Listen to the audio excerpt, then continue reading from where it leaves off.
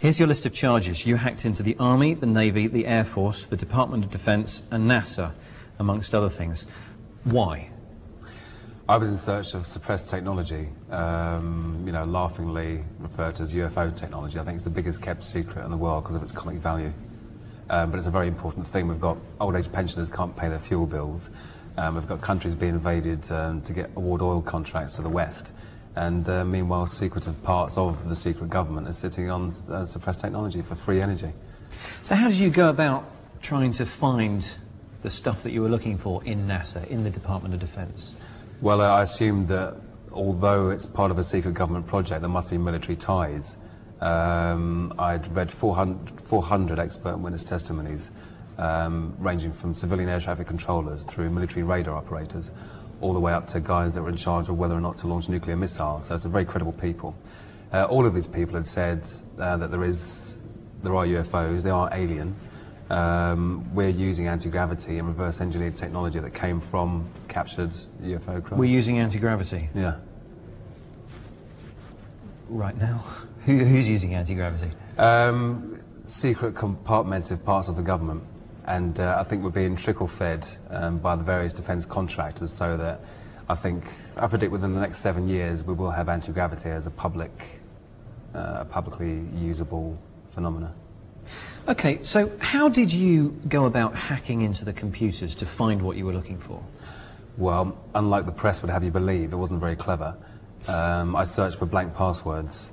I wrote a tiny Perl script, the Perl language, that tied together other people's programs that searched for blank passwords, so you could scan 65,000 machines in just over 8 minutes. So you went and actually accessed 65,000 machines sitting on, I guess, 65,000 desks in different buildings? No, because all 65,000 aren't necessarily live yet. You might find typically 5,000 might be live, and out of that 500 might be Windows machines, then 50 might have blank administrator passwords, which is a pretty bad ratio for the world's largest military.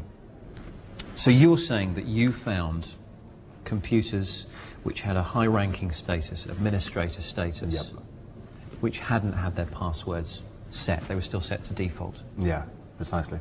And in some cases it was thousands of machines, because they had an image. Rather than install Windows off a CD in every machine, you blat it onto an image, stick the image in all the machines, and every single machine has a blank local administrator password. So. And you actually eventually took control of one particular machine on a desk somewhere in NASA, is that right? Well, I mean, I had control of every machine that had a blank administrator password, because the door was open. So. And what did you use that to do? I was searching for files and evidence in relation to the UFO question. Okay. Were you the only hacker to make it in, you know, past the slightly lower than expected lines of defence? Yeah, exactly. There were no lines of defence. There was a permanent tendency of foreign hackers. You could run a command when you're on the machine that showed connections from all over the world. Check the IP address to see if it was another military base or whatever, and it wasn't.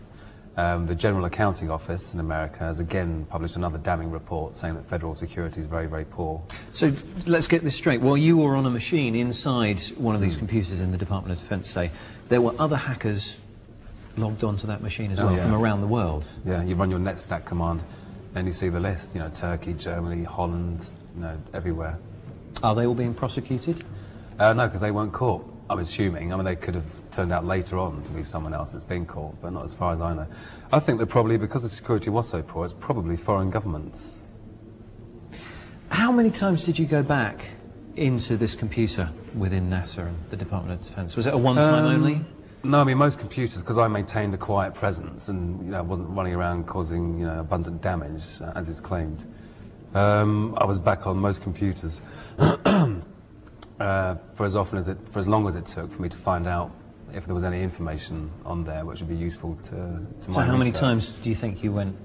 Over what kind of period were you hacking into these computers? Was it a one-time only? Was it for the course of a week? A couple of years. And you went unnoticed for a couple of years? Oh yeah, yeah. What if I was, say, a NASA employee and I was walking past the computer that you were connected to? What would I have seen on the screen? Would there be any clues to anyone that was there? Absolutely. That you were there? Yeah, I was using something a bit like PC Anywhere, called Remotely Anywhere, so I could actually see the desktop of the machine I had control of. And if you were walking past there, you would see the mouse move and me, you know, doing whatever I was doing on that desktop. Why weren't you spotted then? I was eventually, and it was at NASA that I was spotted. I even saw the chap's or woman's mouse cursor come down, right-click the local area network icon and choose disconnect, and that was me. So someone basically took the mouse off you, if you like, and in a way, cut the yeah. connection. Yeah, yeah. Why did it take 2 years before they caught you? Do you think there was no one there at the computer, or did they... yeah, because I used to be careful about the hours. So you would log on in the middle of the night, say? Yeah, you had to always be juggling like different time zones and stuff. And yeah, so you're doing it at night time, so hopefully there's not many people around. But there was one occasion where a network engineer saw me and actually questioned me, and we actually talked to each other via WordPad, which was quite strange. That was very, very strange. What did he say? What did you say? Well, he said, "What are you doing?" Which is a bit, you know, shocking. And I told him I was from military computer security, which he fully believed. And we had a little chat, and he tried to impress me with his virus knowledge and going into a DOS box, a console and stuff. And that was quite strange, talking to someone who's in charge of the place where you shouldn't be, and then not realising that you shouldn't have been there. And I guess that scared you enough to stop you doing it? No. Why? Because I felt like this free energy technology that I was after should be publicly available. I wasn't doing any damage. I was snooping around. I wasn't making their security poorer because the administrator password was already blank, so the door was already open. The only thing I was doing was installing my remote control program, which is commercially off-the-shelf available software, so you know, it shouldn't be a problem either. Did you find what you were looking for? Yeah. Tell us about it. There's a group called the Disclosure Project. They published a book which had 400 expert witnesses ranging from civilian air traffic controllers through military radar operators right up to the chaps that are responsible as to whether or not to launch nuclear missiles. So some very credible, very relied upon people, all saying that yes, there's UFO technology, there's anti-gravity, there's free energy, and it is extraterrestrial in origin, and we've captured spacecraft and reverse engineered it. And these are, you know, very solid, reliable chaps in charge of launching nuclear missiles. So, what did you find inside NASA? One of these people was a NASA photographic expert, and she said that in Building 8 of Johnson Space Center, they regularly airbrushed out images of UFOs from the high-res satellite imagery. And using the same blank password hunting technique, I got down to Building 8, got a few blank passwording machines there, and what she said was there. There was folders called filtered and unfiltered, or processed and raw, or something like that. I got one picture out of the folder, bearing in mind this is a 56K dial-up. So a very slow internet connection. Oh crikey, yeah, I mean, you know, dial-up days. A 235 megabyte picture, and if you're talking 5 minutes a megabyte, obviously impossible to download. Also in a NASA proprietary image format, not a GIF or a JPEG or anything. So using the remote control program, I turned the colour down to 4-bit colour, the screen resolution really, really low, and even then this picture was still, you know, juddering and coming onto the screen. But what came onto the screen was amazing. It was a culmination of all my efforts. It was a picture of something that definitely wasn't man-made. It was above the Earth's hemisphere. It was kind of looked like a satellite. It was cigar-shaped. It had geodesic domes above, below, to the left, to the right, and both ends of. And although it was a low-resolution picture, it was very close up. This thing was hanging in space. The Earth's hemisphere was visible below it. And no rivets, no seams, none of the stuff associated with normal man-made manufacturing. Is it possible this is an artist's impression? I don't know. No, for me it was it was more than coincidence. I mean, this woman had said, this is what happens in this building, in this space center. I went into that building, that space center, and saw exactly that. And the folders were even called unprocessed and processed, or raw and filtered or something, so. Do you have a copy of this? It came down to your machine? No, it came, the graphical remote viewer works frame by frame. It's a Java application. So it's nothing saved on your hard drive, or at least if it is, only, you know, one frame at a time might be. So did you get the one frame? Nope. What happened? Well, once I was cut off and my picture disappeared, I was You were actually cut off at the time you were downloading the picture? Yeah, I saw the guy's hand move across. And bear in mind, you're not downloading it, you're viewing it remotely. So in a way it is downloading because the picture's coming from there to yours, but you're not downloading it as a named file to your hard drive. You're viewing it through an application. I mean, If I was to go and look for pictures that you've described, I'd make blooming sure that I could record everything that happened on my machine. Was there a way to do that? I think there probably was a screenshot function in Remotely Anywhere, which I didn't use. I mean, I'm sitting there bedazzled, you know, thinking, crikey, this really is looking weirder and weirder the more that comes of it. And also, I thought that I was safe there. I didn't think I'd be caught, you know, 3/4 of the way through of looking at the first picture I'd looked at. And also, I was amazed that it was how she said it would be. So you were cut off while you were looking at this picture. A few months later, you were caught. What happened on that day? National High-Tech Crime Unit knocks on your door early in the morning. I'd been asleep for about an hour, I think. So I was very groggy. You weren't up all night hacking, by any chance? I was, yes. But fortunately for me, they'd been monitoring me for 3 months beforehand and saw that I wasn't doing damage, that I was snooping around. So it was good in a way. Yeah, that was March 2002, and they said, oh, you might get 6 months or so community service. Next thing I know, in November 2002, 6 months has turned into 60 years in an American jail. Why do they think that sentence is suitable for you? They've written some new cybercrime laws, and when I was following my case and following the changes in legislation and even the minute changes made to the legislation, I'm sure my case heavily affected the new cybercrime laws in America. I think they're peeing their pants. They're incredibly scared that their computer systems are so easy to get into. And so rather than stop the bad practice and increase the security or employ proper IT people instead of training up military personnel, they're trying to scare everyone away from not doing it. So I'm the anti-hacking poster boy, you know. That's why you think they're trying to impose such a serious sentence. Why are they saying they're imposing such a serious sentence? Oh, they say I've damaged every machine I was on. Is that possible? Well, I mean, yeah, you could have done, but it wouldn't have been in my interest. I wanted to maintain a quiet presence.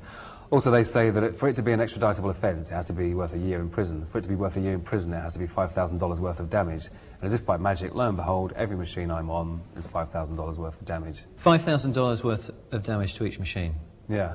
Is that possible? How much were those machines worth, do you think? Well, crikey, I mean, in America, PCs are even cheaper than they are over here. I'm sure they probably cost about $500.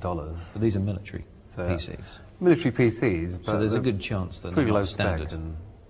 Well, if they weren't standard, they wouldn't have had blank passwords and been running Windows and connected to the internet.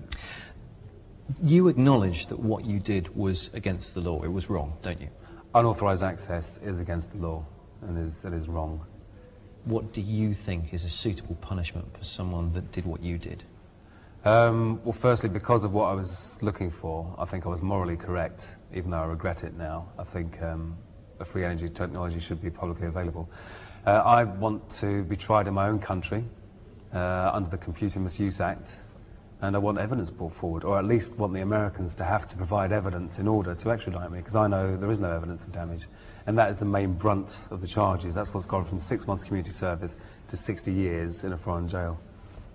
Do you understand maybe that someone who hacks into such a high level of secure building and such a high level of secure computers, that sounds like a serious offence? You were hacking just after September the 11th, 2001, weren't you? Well, I was hacking long before and for a while afterwards as well, so you know. During the immediate aftermath of 9/11? No, not immediately. It was actually... I think that was around... I had actually stopped for a while towards the end of 2000 and started again after a few months, so I can't even remember if I was doing it at the time, but it's certainly not, you know, during it, because I was with everyone else watching it on television thinking, crikey. Okay. Do you have any tips to stop hackers like yourself from getting into computers within companies or within homes? Yeah, first of all, have a password. Don't have blank passwords. I think your first line of defense is stuff that's already part of Windows. So as well as having a good password, in the office environment you should enforce log on, log off hours, so no one can log on before or after office hours. Simple tweak to make in the Windows security. Make sure everyone turns off the machines at night when they go home from the office, or make sure you turn off your router at night if you've got broadband and you go to bed at night. Turn off the remote registry service. Now let's just talk about that. Can you just talk us through what the remote registry service is and how you turn it off? Okay.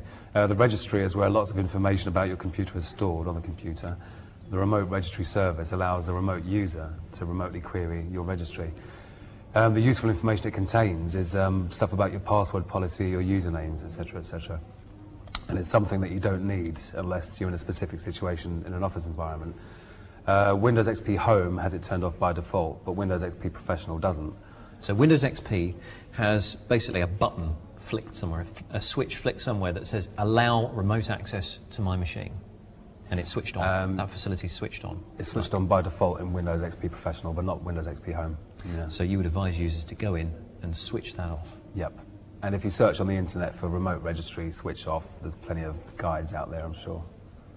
Just also tell me about the name of the admin user. I thought that was quite interesting when you told me that on the phone. Yeah, if people are trying to hack a Windows machine, they're after the administrator account, as I was. That's the top dog on the machine. Gives you full control of the local machine.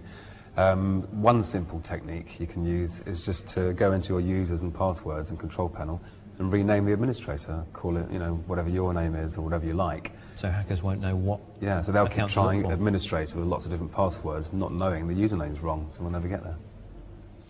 Gary, it's been really fascinating. Thanks for your time. No, thank you.